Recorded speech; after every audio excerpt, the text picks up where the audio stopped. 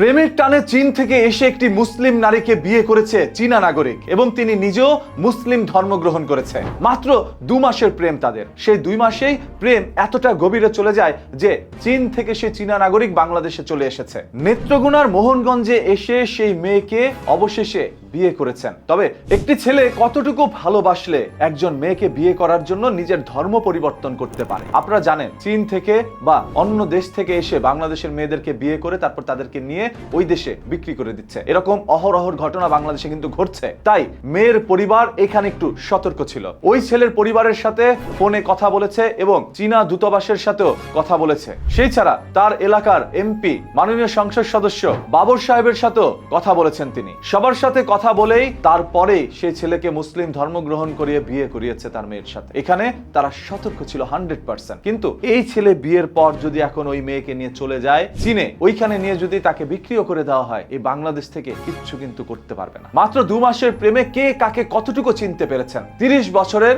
Wang শুলিং চলে আসছে বাংলাদেশে নাজমা আক্তার লিজাকে বিয়ে করার জন্য, যার বয়স মাত্র 20 বছর। দুজনেই কিন্তু সাবালক। এক পর্যায়ে সেই ছেলের নাম পরিবর্তন করে রাখা হয় ওয়াং শুলিং থেকে নুরুদ্দিন। এখন সেই নুরুদ্দিন তার মেয়ের জামাই। ওই ছেলে প্রতিশ্রুতি দিয়েছে 1 মাসের মধ্যেই তার মেয়েকে নিয়ে চীনে পৌঁছে যাবে, ওইখানেই তারা সুখে শান্তিতে সংসার করবে। আমরাও এটাই চাই, যাতে সংসারটা সুখে শান্তিতেই তারা করতে পারে। কিন্তু এমন যেন কোনো খবর না পাই, মেয়েকে নেওয়ার পর তার কোনো খোঁজ খবর পাওয়া যাচ্ছে না। আপনারা বাংলাদেশের একটি ছেলের সাথে যখন আপনার মেয়েকে বিয়ে দেন, তখন শিকড় থেকে তার তথ্য জানতে চান। ছেলে কি কাজ করছে, কি ব্যবসা বাণিজ্য করছে, আপনার মেয়েকে কতটুকু সুখে রাখতে পারবে, এইটা নিয়ে যেন ক্যালকুলেশন করতে থাকেন বছরের পর বছর। এরপর সিদ্ধান্তে যান বিয়ে দিবেন কি দিবেন না। অন্যদিকে বিদেশ থেকে একজন নাগরিক বাংলাদেশে এসে আপনার মেয়েকে বিয়ে করতে চাচ্ছে 2 মাসের প্রেমের সম্পর্কে। আপনারা তার সাথে বিয়ে দিয়ে দিচ্ছেন এবং মেয়েকে নিয়ে এক অজানা উদ্দেশ্যে তারা রওনা দিচ্ছে। জানি না মা বাবাদের কাছে এই বিষয়টি সহজ হয়ে গেল, দেশের ছেলেদের কাছে বিয়ে দিতে তখন কেন কঠিন হয়ে যায়। সহজ কঠিনের মার পেছে পড়েই